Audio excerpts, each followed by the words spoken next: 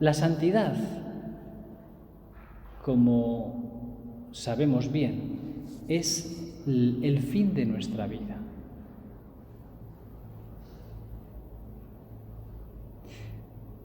De tal manera que podemos decir que en esta vida, si el que no es santo, pues de alguna manera ha perdido la vida. Si el fin de la vida es ser santo, hombre, el empeño fundamental que tenemos que tener es intentarlo. Esta es la primera razón que justifica la escuela que estamos haciendo. Hay otras razones complementarias. Por ejemplo, digamos una razón de orden sociológico. Ser santo implica intimidad con Dios. Y hoy, socialmente, no es nada fácil. En realidad nunca lo ha sido. Nunca es que el ambiente social, el mundo, te haya empujado a ser santo. Pero, claro, hay etapas especialmente difíciles, más problemáticas, ¿no? Y entonces hoy, ciertamente, podemos decir que si te dejas llevar del ambiente del mundo, no vas precisamente hacia Dios, sino que tienes que hacer mucha resistencia.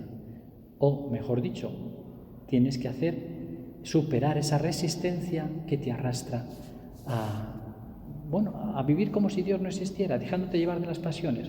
Por lo tanto, en un mundo en el que se vive como si Dios no existiese, en las leyes, en las costumbres, en la moralidad, pues entonces tú tienes que hacer algo especial para garantizar el fin para el que has sido creado. Es decir, hoy ser santo, podemos decir, es un poquito más difícil desde el punto de vista sociológico. Y hay una tercera razón por la cual nos viene bien esta escuela, y es que en este mundo en el que mucha gente vive como si Dios no existiese, hay mucho sufrimiento derivada de esa ausencia de Dios. Y nosotros, los cristianos, tenemos que ser santos y auténticos hijos de Dios también para ayudar a otros. Porque es urgente la labor apostólica y caritativa de los cristianos y de la Iglesia. Y cuando decimos la labor de la Iglesia, no pensemos en entidades genéricas o institucionales. Eres tú y yo los que tenemos que hacer bien en la Iglesia, porque la Iglesia está formada por piedras vivas, células vivas que somos los cristianos, y nosotros somos la Iglesia que tenemos que hacer bien a los demás. Tenemos que pasar por el mundo como Jesucristo, haciendo bien. Nos interesa, por lo tanto, ayudarnos mutuamente para ser santos, fieles a nuestra vocación, primero para superar las resistencias del mundo y el ambiente, que son muy insidiosas muchas veces y que te arrastran al mal, y a veces casi ni te das cuenta, imperceptiblemente, y por decir, me estoy mundanizando, cada vez pienso más en lo material y menos en lo espiritual, cada vez sin darme cuenta rezo menos. Ese es el efecto del mundo si te dejas llevar. Y tercera razón, como decíamos, la caridad. La caridad con los demás, hacer el bien. Hay tanto bien que hacer. Ojalá nos pueda servir esta escuela, esta segunda edición, para vivir esta fidelidad a nuestra vocación. Amigos fuertes de Dios, hemos titulado la edición esta. Amigos fuertes de Dios. La frase bien conocida es de Santa Teresa de Jesús, que la dijo en el siglo XVI, claro, cuando ella vivió, la escribió. Hoy, cuando los tiempos son recios, decía ella, son necesarios amigos fuertes de Dios.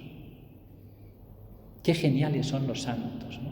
Cómo da gusto acudir a ellos, porque te abren siempre el alma, te la expanden, te marcan rutas de grandeza de alma, de miras elevadas.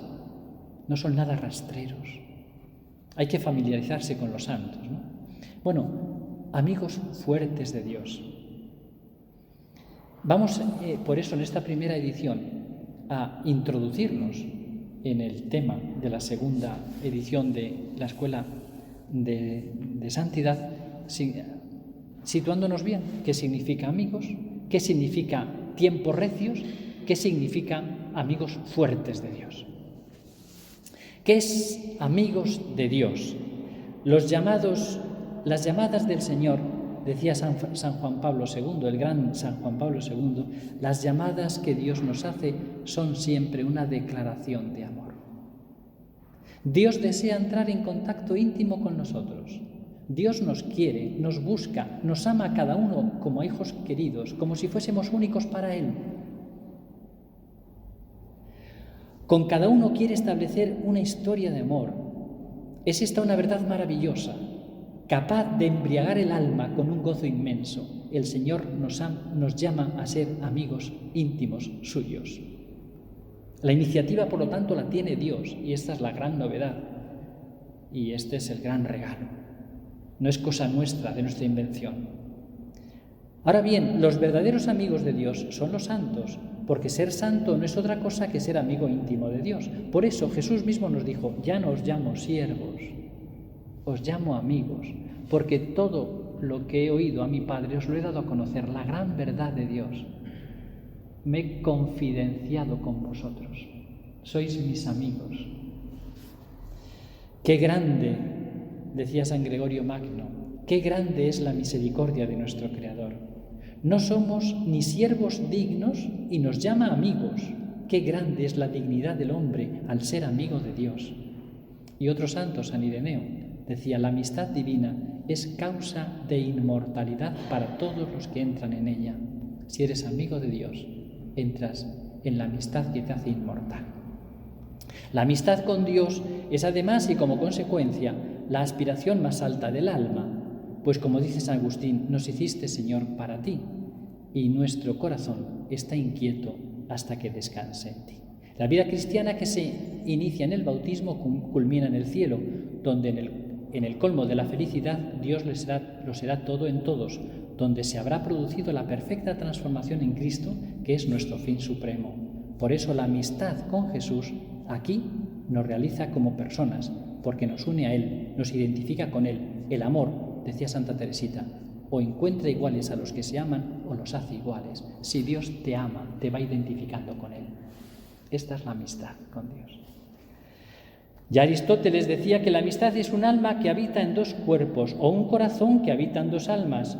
Pero si esta amistad la referimos a Dios amigo, las consecuencias son todavía más sorprendentes. Es la experiencia de San Pablo, que él la expone de manera sorprendente. Llega a decir: ya no vivo yo, es Cristo quien vive en mí. Los santos han sido todos amigos fuertes de Dios y han llegado a transformarse del todo en Él. Mirad esta anécdota que se cuenta de la vida de Santa Teresa de Jesús. En cierta ocasión, Teresa de Jesús, estando de priora en el monasterio de la Encarnación de Ávila, cuando se visita el Museo de la Encarnación de Ávila, se puede ver la escalera donde ocurrió este suceso, ¿no? Bajaba por las escaleras y tropezó con un precioso niño que le sonreía. Teresa, sorprendida por ver a un pequeño dentro del convento, se dirige a él y le pregunta: ¿y tú quién eres? A lo que el niño le respondió con otra pregunta: ¿y quién eres tú? Ella le dijo: yo soy Teresa de Jesús. Y el niño, con una amplia y luminosa sonrisa, le dijo: pues yo soy Jesús de Teresa. En esta preciosa experiencia se ve bien la relación de amor y de pertenencia mutua a la que se puede llegar con Dios y a la que los santos han llegado. Como el nombre expresa la vida, tomando el nombre de Teresa de Jesús, la Santa de Ávila manifestaba que ella era de Jesús, que le pertenecía solo a Él. Y lo más maravilloso fue que, en correspondencia a esta entrega, Jesús se le manifestó para decirle: yo también soy tuyo, pues me he entregado por ti. Por eso la Santa llevaba siempre a Jesús en su corazón y escribe cosas como estas, o las reza, o las dice. Imaginad una persona tan enamorada de otra, que no se puede hallar un punto sin lo que ama. Así estoy yo con nuestro Señor, consolándome con Él, hablando siempre con Él y de Él. Verdaderamente, Teresa, que dijo este título que hemos dado a la escuela, hacen falta amigos fuertes de Dios. Ella sí que era una amiga fuerte, intensamente fuerte de Dios. Aspiremos también nosotros a este ideal, que podamos decir también y con verdad: yo soy cristiano, yo soy de Cristo y Cristo es mío, como lo dijo San Pablo, como lo dijo Santa Teresa, como lo pueden decir y lo han dicho todos los santos. Esto es lo más maravilloso de nuestra fe. No se empieza a ser cristiano, dijo en una frase que es memorable ya Benedicto XVI, por un código ético, por unos preceptos que tenemos que creer o unos mandamientos que tienes que cumplir. No, se empieza siendo cristiano por el conocimiento y el amor de una persona. He descubierto a Cristo y Cristo, que es Dios humanado, se ha hecho uno para mí y es mi amigo, y es mi esposo, y es mi Padre, y es mi Dios. Segundo punto, tiempos recios. Claro, dice Santa Teresa, hay que leerla, en Camino de Perfección. Estáse ardiendo el mundo, quieren tornar a sentenciar a Cristo, como dicen. Claro, Santa Teresa de Jesús hizo la reforma de la orden, por una serie de experiencias. Quizá a lo largo de la escuela podamos adentrarnos un poquito más en estas experiencias y vivencias que tuvo la santa, ¿no? Pero claro, ella estaba viviendo en el monasterio de la Encarnación y se daba cuenta de que llevaba una vida pues bastante cómoda y ponía, viene a decir ella, una vela a Dios y otra al mundo, ¿no? Entonces no terminaba de entregarse del todo, hasta que por una serie de gracias que tuvo y toques de Dios se determina a entregarse totalmente. Y una de las gracias que tiene es precisamente esta certeza de que la Iglesia está sufriendo la ruptura luterana en el corazón de Europa. Estáse ardiendo el mundo, dice ella. Quieren tornar a sentenciar a Cristo, pues le levantan 1000 testimonios. Quieren poner su Iglesia por el suelo y hemos de gastar tiempo en cosas que por ventura, si Dios se las diese, tendríamos un alma menos en el cielo. No es, hermanas mías, no es tiempo de tratar con Dios negocios de poca importancia. Paréceme que 1000 vidas pusiera yo para remedio de un alma de las muchas que se veía perder. Y como me vi mujer y ruin e imposibilitada de aprovechar en lo que yo quisiera en el servicio del Señor, que toda mi ansia era y aún es, que pues tiene tan pocos amigos, tantos enemigos y tan pocos amigos, que estos fuesen buenos, determiné a hacer eso poquito que era en mí, que es seguir los consejos evangélicos con toda la perfección que yo pudiese y procurar que estas poquitas que están aquí hiciesen lo mismo. Es de una gran belleza, de una gran sencillez y de una gran profundidad y una gran autenticidad. Ya está en la Reforma del Carmelo, acaba de fundar el Carmelo de San José, que es el primero de la Reforma, y con esas poquitas que le siguieron, dice, vamos a vivir lo mejor que podamos los consejos evangélicos, un amor a Dios en cada momento, de tal manera que seamos amigos de Él, amigas de Él, que le consolemos, que le amemos, que hagamos fuerza, porque vivir santamente los consejos evangélicos era imitar de cerca la vida de Cristo. ¿Veis? Imitarle, ser como Él, vivir como Él, porque el amor o los encuentra iguales o los hace iguales. Eran tiempos fuertes, los recios, los de Santa Teresa, ¿no? Aquellos fueron tiempos difíciles para la fe, para la Iglesia. Teresa vivió en un siglo trascendental, cuando la Edad Media se agotaba y el Renacimiento surgía con fuerza.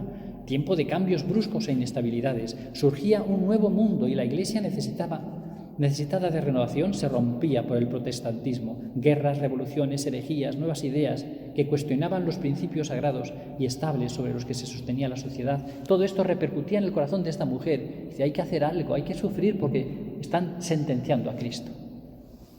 También hoy vivimos con la sensación de que el mundo está ardiendo.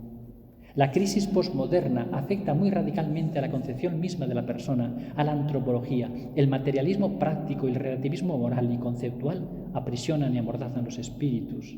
La ideología de género se impone como un dogma tiránico, amenazando implacable la concepción de la familia, del matrimonio, de la moral, de la misma razón o del sentido común. Hace 100 años, dijo Benedicto XVI, hace 100 años, a todo el mundo le hubiese parecido absurdo hablar del matrimonio homosexual. Hoy todo el que se oponga a él queda excomulgado socialmente.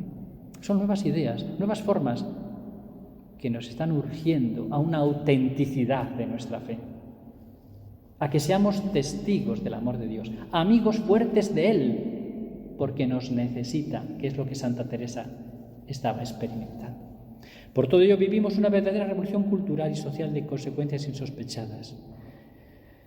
Y tenemos también nosotros la impresión de que el mundo está ardiendo y ese fuego nos amenaza. Vivimos un cambio de época y tenemos esas certezas, ¿no? La mentalidad generalizada que propone la renuncia a cualquier referencia a lo trascendente. La experiencia va demostrando que tal mentalidad resulta cada vez más incapaz de comprender y de preservar lo humano. Hay mucho sufrimiento. No se puede dejar a Dios de lado sin que eso tenga consecuencias muy serias para las personas, para las familias y para los pueblos.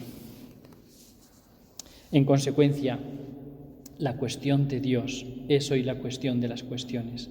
Hace falta santos que testimonian que Dios nos ama y es nuestra única y gran esperanza.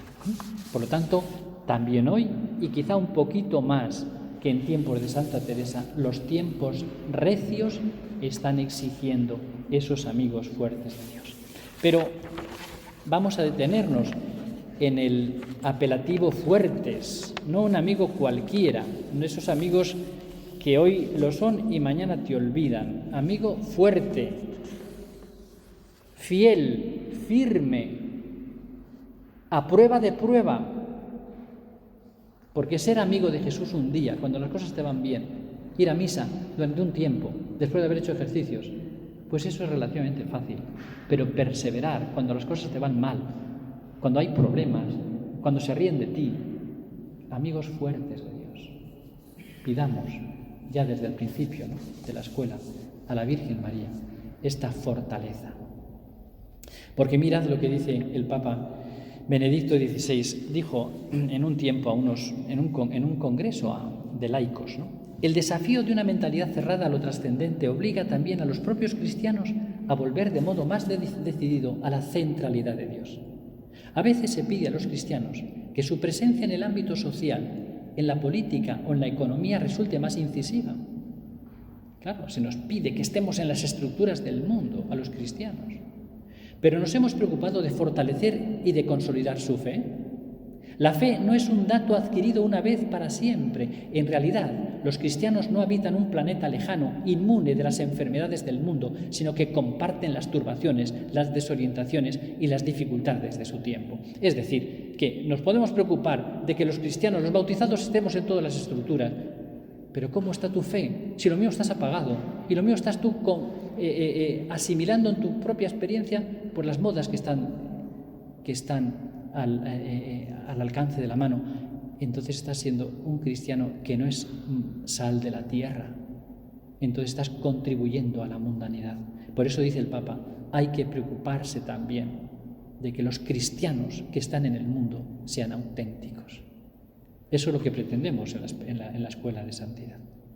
Por eso, seguimos leyendo al Papa, no es menos urgente volver a proponer la cuestión de Dios también en el mismo tejido eclesial. ¿Cuántas veces, a pesar de declararse cristianos, de hecho, Dios no es el punto de referencia central en el modo de pensar y de actuar, en las opciones fundamentales de la vida? La primera respuesta al gran desafío de nuestro tiempo es, por lo tanto, la profunda conversión de nuestro corazón, para que el bautismo que nos ha hecho luz del mundo y sal de la tierra pueda realmente transformarnos. Es decir, si no somos cristianos auténticos, no vamos a influir en el mundo para que se acerque a Dios. Y ser cristiano auténtico significa que hagas oración, que reces, que tengas la sana doctrina y que optes por el Evangelio, no por las modas que muchas veces están en contraste con el mismo Evangelio, y que sepas decir que sí a Dios y sí a lo bueno y no a lo que no es bueno o a lo que es inadecuado o impuro o está en contra de la ley de Dios. Hacen falta amigos fuertes, es decir, amigos incondicionales, amigos de verdad, amigos que nunca fallen al Señor.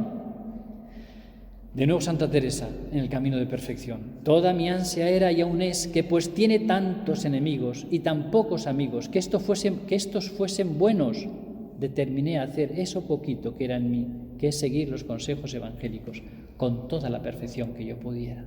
Esta determinación de convertirnos, de ser firmes en el seguimiento de Jesús.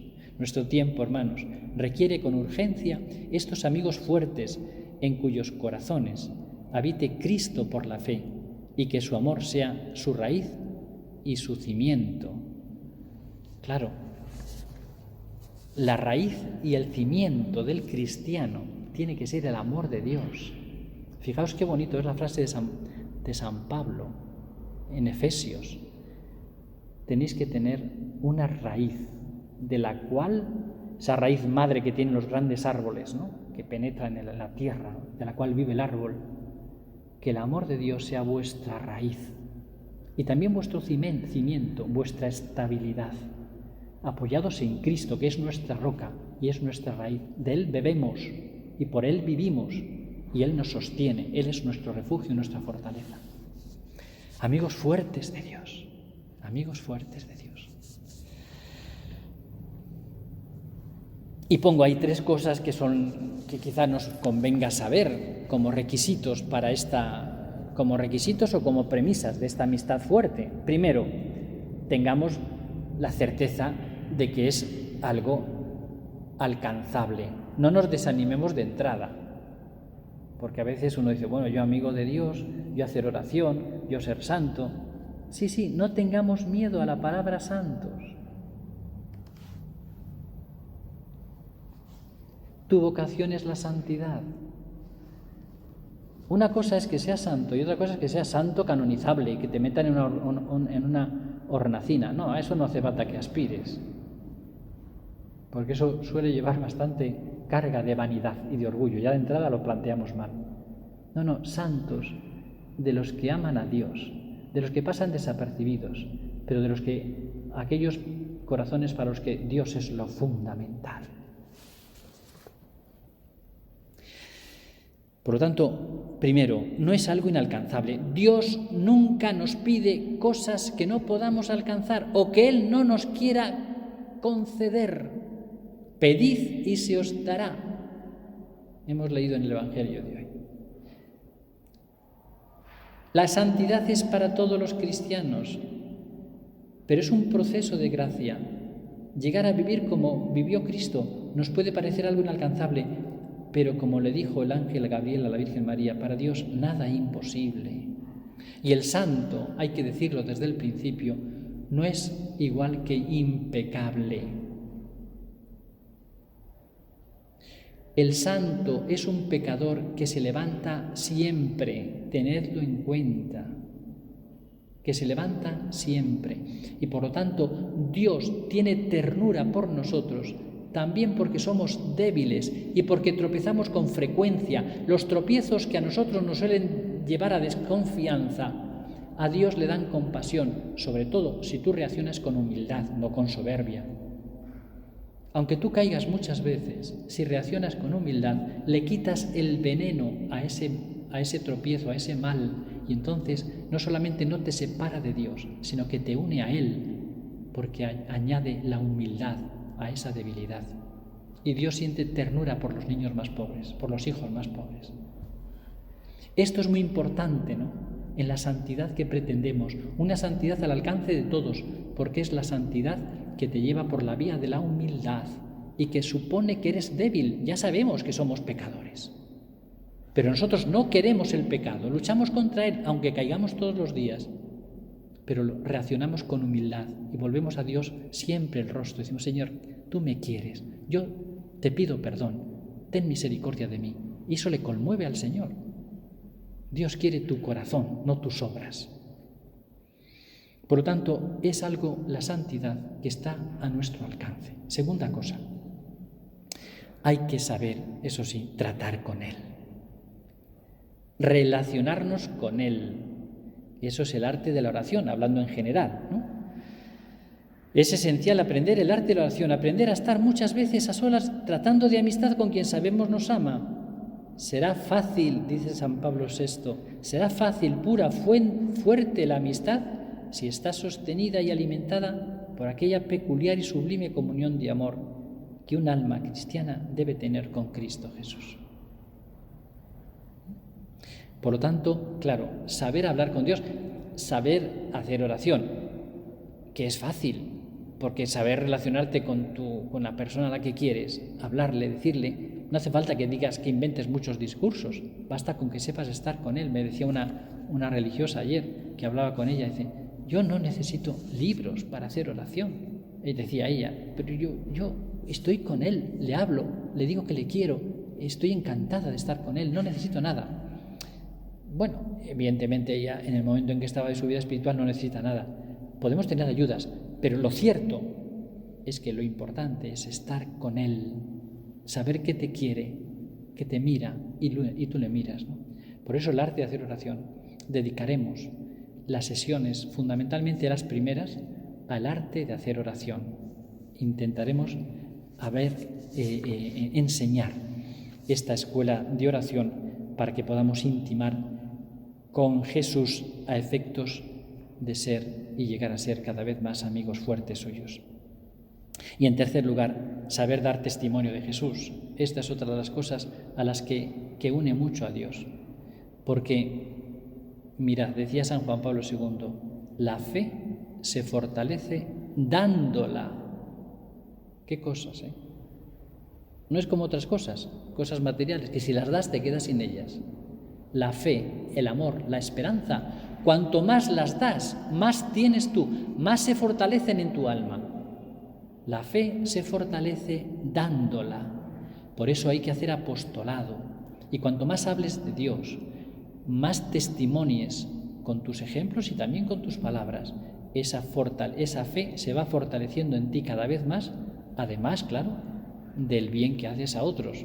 Es decir, del bien que hace Dios por ti, porque el Señor quiere servirse de nosotros como instrumentos. Y esta es la dimensión del apostolado, a la que también, si Dios quiere, dedicaremos sesiones para ver cómo tenemos que hacer apostolado en el mundo actual. Y por fin, el tercer apartado de este tema introductorio de presentación es los testigos.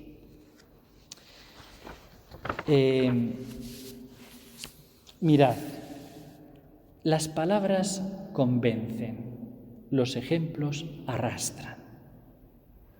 Es bueno que leamos el catecismo y que aprendamos la doctrina, pero todavía no sé si es más bueno, o por lo menos esencialmente complementario, que conozcamos la vida de los santos que han amado totalmente a Dios, algunos de ellos, muchos de ellos, hasta dar la sangre, hasta entregar la vida por Él. Esta es una riqueza que tiene la Iglesia de la que no podemos prescindir. Una Iglesia, decía un obispo, una Iglesia que no recuerda a sus mártires no merece el nombre de Iglesia. La frase parece fuerte, ¿no? Pero conviene que nos golpee un poco en la conciencia. El siglo XX ha sido el siglo de los mártires. Lo hemos oído ya muchas veces seguramente. La frase es de San Juan Pablo II, que tuvo un interés importantísimo cuando celebró con la Iglesia el año santo de la redención, el año 2000. Lo hizo uno de los pilares de la redención, de la celebración de ese año, fue el testimonio de los mártires, que se cuentan por cientos de miles, más aún por decenas de millones de víctimas de los totalitarismos de diferentes signos políticos e ideológicos que ha supuesto una terrible persecución religiosa en este siglo XX. Claro, bueno, y luego eso hablando en general en el mundo, ¿no? Principalmente en Europa, no solo en Europa. Pero luego si nos ceñimos, que es lo que haremos, al caso de España, la persecución religiosa que acompañó los años de la Guerra Civil es una persecución que es sorprendente, sobre todo por la respuesta de los testigos que, amando hasta el extremo, prefirieron morir antes que renunciar a Jesucristo. Muchos de ellos hubiesen salvado la vida pues quitándose la sotana, pisando el crucifijo, escupiendo la medalla, blasfemando. Con haberlo hecho así hubiesen salvado la vida. Pero ellos dijeron no temían tanto la muerte, no amaban tanto la vida como para temer la muerte. Ellos sabían que la vida, no querían morirse, no son suicidas. Ellos querían la vida, pero estaban dispuestos a entregarla si se ponían en contradicción con el amor de Dios. Hay algo más grande que la vida, que es el amor de Dios y su voluntad y la felicidad del cielo. El testimonio de estos gigantes no se puede olvidar. Por eso, en cada una de las sesiones pondremos un ejemplo de los mártires para irnos familiarizando con ellos, rezándoles, porque son muchos de ellos. Ya hay más de 2000 beatificados, mártires en España, y la impresión general es que la Iglesia de España no vibra precisamente con estos testimonios gigantes de amor de nuestros hermanos, los mejores hijos de la Iglesia, que han dado hasta la vida y la sangre por el amor de Dios, claro. Nos interesa conocerlos, familiarizarnos con ellos, imitarlos, admirarlos, reconocerlos y también pedir su intercesión. San Juan Pablo II dijo que la primera evangelización de la Iglesia, aquella evangelización de la Iglesia de los primeros siglos, claro, cuando después de Pentecostés aparece un huracán de amor y aquellos 12 hombres que fueron multiplicándose y fueron llevando el Evangelio a todos los rincones de la tierra conocida entonces. Eso fue una acción del Espíritu. Y dice San Juan Pablo II, esa primera evangelización se hizo en las catacumbas, sobre la sangre de los mártires, de tal manera que sin los mártires y su testimonio y su intercesión no hubiese sido posible esa evangelización. Ellos reconocían y tenían a gala de una manera increíblemente grande la grandeza de los mártires, porque al principio la Iglesia no canonizaba a los santos, sencillamente reconocía a los mártires como los gigantes que habían sido coherentes con la fe, y entonces les daban culto desde el principio a los mártires, y la evangelización se hizo sobre la sangre de los mártires. Y Juan Pablo II, que ha propuesto a la Iglesia actual la nueva evangelización, ha dicho también, la nueva evangelización no se hará si no es sobre la sangre de los mártires del siglo XX. Leamos un poco algo de esto, textos del Papa. La Iglesia del primer milenio nació de la sangre de los mártires. Los acontecimientos históricos vinculados a la figura de Constantino el Grande nunca podrían haber asegurado el desarrollo de la Iglesia tal como ocurrió durante el primer milenio si no hubiese sido por las semillas sembradas por los mártires y el patrimonio de santidad que marcó a las primeras generaciones cristianas. Al final del segundo milenio, la Iglesia se ha convertido una vez más en una Iglesia de mártires. Las persecuciones de creyentes, sacerdotes, religiosos y laicos ha provocado una gran siembra de martirio en diferentes partes del mundo. Este testimonio no debe ser olvidado. La Iglesia de los primeros siglos, aunque se enfrentaba a considerables dificultades organizativas, se ocupó de escribir en martirologios especiales el testimonio de los mártires. Estos martirologios se han actualizado constantemente a través de los siglos y el registro de los santos y los beatos lleva el nombre no solo de aquellos que han derramado su sangre por Cristo, sino también de maestros de la fe, misioneros, confesores, obispos, sacerdotes, vírgenes, parejas casadas, viudas e hijos. En nuestro propio siglo han regresado los mártires, muchos de ellos sin nombre, soldados desconocidos, como si fuera de la gran causa de Dios. En la medida de lo posible, su testimonio no debe perderse para la Iglesia. El martirologio de los primeros siglos fue la base de la veneración de los santos. Al proclamar y venerar la santidad de los hijos e hijas de la Iglesia dio el honor supremo a Dios mismo. En los mártires venera a Cristo, que estaba en el origen de su martirio y de su santidad. Bueno, tenéis más textos que podéis leer después a lo largo de la semana, porque estos textos que yo os doy, las 2 hojas, os puede servir, os debe servir para que los recéis, los meditéis y los consideréis durante esta semana. Bueno, terminados los puntos de presentación, os presento al mártir que quizá algunos conozcáis, otros no, que es un joven estudiante de química, que Francisco Castelló Aleu. Lo característico de este hombre, aparte de ser tan joven, que era joven, es que tenía novia. Es la alegría con la que iba a morir. El día antes de morir, está escribiendo a su novia, a su tía, porque su madre había fallecido cuando él tenía 15 años, ¿no? Entonces vivía con su tía y con su hermana. Entonces les escribe una carta despidiéndose, y la carta es todo un testimonio, porque uno dice, pero ¿cómo es posible esto, Señor?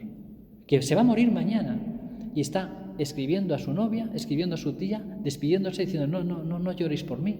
Incluso escribe a su profesor, un jesuita, que era el su director espiritual, que era profesor de química, que le había dado, y le habla del compresor de amoníaco, que era un invento que él había hecho, había descubierto como estudiante y como químico, y dice, yo creo que va a servir esto, yo se lo dejo, mira a ver si sirve, porque yo me muero. Una sencillez. Esto es una riqueza que hay que conocer, hermanos, y hay que darla a conocer, porque la nueva evangelización se hará sobre estos testigos de la fe, que nos hablan gritándonos con su vida y con su sangre. Veamos algo de él y ya terminamos para no cansaros. Francisco de Paula Castelló nace en Alicante el 19 de abril del 1914 y fue bautizado el día 1 de mayo de ese mismo año. Tenía solo 2 meses cuando su padre, José Castelló Salú, que era obrero industrial, muere en Alicante y por eso quedó huérfano. Cuando luego tuvo 15 años se murió también su madre, ¿no?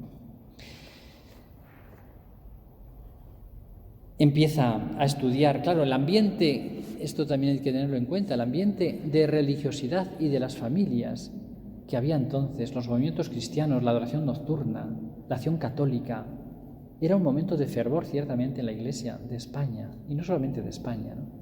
Entonces es una nota común en todos los mártires que generalmente tienen una familia fuerte, una fe recibida y mamada en el seno de la familia.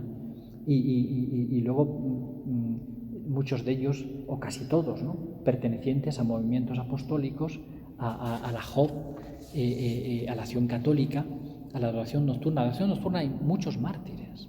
Tenían una fe que les quemaba por dentro. Su fuego apostólico era grande. Enseguida se vincula a grupos de vida cristiana para vivir y vigorizar su fe. En Lleida perteneció a las congregaciones marianas y en Barcelona formó parte de la Federación de Jóvenes Cristianos de Cataluña, etc., ¿no? Hizo ejercicios espirituales de 6 días con el padre Román Galán, que le afianzan en su amor a Jesucristo y en su deseo de santidad en la vida ordinaria, etc. Bueno, eso lo leéis más detenidamente, esos datos. Sí, soy católico, así le van a matar. La guerra civil le sorprende mientras realizaba el servicio militar. Allí es denunciado por uno de sus comandantes a causa de su condición de católico y su reconocido compromiso con la Iglesia. Después de 10 días de arresto, el 29 de septiembre del 36, el Tribunal Popular de la Paería de Lleida, el ayuntamiento, lo condenó a muerte. Sí, soy católico, dijo sin vacilar, cerrando así el interrogatorio que le estaban haciendo. Estas palabras certificaron su condena a muerte después de haberle acusado de fascista por el hecho de encontrar en su casa y en la fábrica libros en alemán e italiano que eran de estudio de su ingeniería química. Ese mismo día, cerca de la medianoche, lo sacaron de la celda y lo condujeron hasta el cementerio de Lleida. Durante el traslado iba alegre, cantando alabanzas a Dios y afirmando su fe y su amor al Señor y a los hermanos. Parecía que iba a una fiesta, decían los que le vieron. Al llegar al lugar de la ejecución, gritó con una fortaleza y una serenidad impropia del momento, pidiendo por favor que le escucharan. En el silencio oscuro y misterioso que se hizo, se oyó una voz serena: os perdono a todos, hasta la eternidad. Inmediatamente fue ejecutado en las tapias mismas del cementerio. Le dispararon a quemarropa con arma de fuego y junto a otros compañeros soldados y católicos como él, a todos los arrojaron a una fosa común y los cubrieron de cal viva. Tenía 22 años. La misma noche de su muerte escribió en la cárcel provincial de Lérida 3 cartas que expresan bien los sentimientos del soldado de Cristo dispuesto a dar la vida por su Señor y la fortaleza sobrenatural que le inundaba de gozo. Feliz cárcel que traslada al cielo a los hombres de Dios, pudo decir también él con San Cipriano. Los destinatarios de las cartas son su hermana, su tía y el jesuita Román Galán, además de su prometida. Os dejo con pena. La carta que dirige a sus hermanas y tía transpira fe. Acaban de leerme la pena de muerte y nunca he estado más tranquilo que ahora. Tengo la seguridad que esta noche estaré con mis padres en el cielo. Allí os esperaré a vosotros. La providencia de Dios ha querido escogerme como víctima de los errores y de nuestros pecados. Yo voy con gusto y tranquilo a la muerte. Nunca como ahora tendré tantas posibilidades de salvación. Ya se ha acabado mi misión en esta vida. Ofrezco a Dios los sufrimientos de esta hora. No quiero de ninguna manera que lloréis. Es lo único que os pido. Estoy muy contento. Os dejo con pena a vosotros que tanto os quería. Pero ofrezco a Dios este afecto y a todas las ataduras que me atendrían. Ofrezco a Dios este afecto y todas las ataduras que me retendrían en este mundo. Y luego le dice a cada uno pues una cosa. La segunda carta, la del compresor de amoníaco, mirad qué curioso, ¿no? Y qué sencillez y con qué naturalidad, ¿no? Al padre Galán le dice con pulso firme: le escribo estas letras, estando condenado a muerte y faltando unas horas para ser fusilado. Estoy tranquilo y contento, muy contento. Espero poder estar en la gloria dentro de un poco de tiempo. Renuncio a los lazos y placeres que puede darme el mundo y el cariño de los míos. Doy gracias a Dios porque me da una muerte con muchas posibilidades de salvarme. Le habla después de sus inventos en el campo de la ingeniería química. Francisco es un santo con los pies en el suelo. No es un espiritualista que esté fuera de la realidad. Todo lo humano le interesa. Le encanta su profesión. Disfruta con lo que hace. Los que se van a morir, los mártires, no son unos amargados que viven de espaldas al mundo. Quieren el mundo, pero tienen bien puesta la jerarquía de valores. Tengo una libreta en la que apuntaba las ideas que se me ocurrían, mis inventos. Haré porque se la manden, es mi pobre testamento intelectual. Fíjese en el compresor de amoníaco. El mercurio puede sustituirse por un líquido cualquiera en circuito cerrado, las válvulas por válvulas metálicas y la presión con una simple bomba centrífuga con presión. Y hace el dibujo. Y añade: le estoy muy agradecido. Rogaré por usted, padre.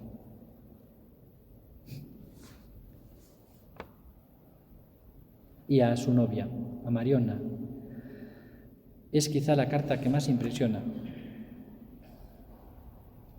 Es un gozoso canto de esperanza sobrenatural y la que mejor expresa la desbordante alegría que le embarga. Después de ofrecer a Dios el amor intenso y puro y sincero que le tiene, añade: me pasa una cosa extraña, no puedo sentir ninguna pena por mi suerte. Una alegría interna, intensa y fuerte me embarga.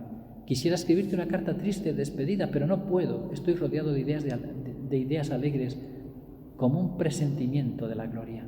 Y concluye: quisiera hablarte de lo mucho que te habría querido, la ternura que te tenía reservada, de lo felices que habríamos sido, pero para mí todo eso es secundario ya.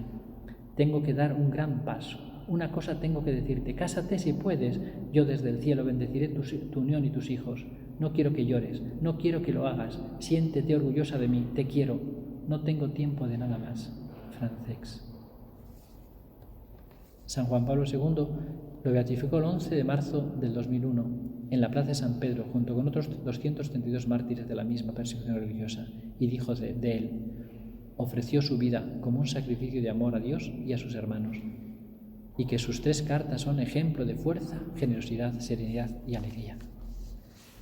Bueno, estos son los testimonios que tenemos que conocer, que tenemos que admirar, tenemos que rezarles, pedirles esta fortaleza, amigos fuertes de Dios, no solamente teoría, sino ejemplos cercanos que nos conmuevan para que vivamos nuestra fe con ese mismo ardor en estos tiempos recios que nos ha tocado vivir. Aprovechad, por lo tanto, el texto y los testimonios para hacer oración. Ya iremos en sucesivas sesiones organizando un poco más la oración tal y como la podéis hacer durante el resto de la semana. Bueno, pues terminamos ya, como hacemos otras veces, cantando la salve a la Santísima Virgen.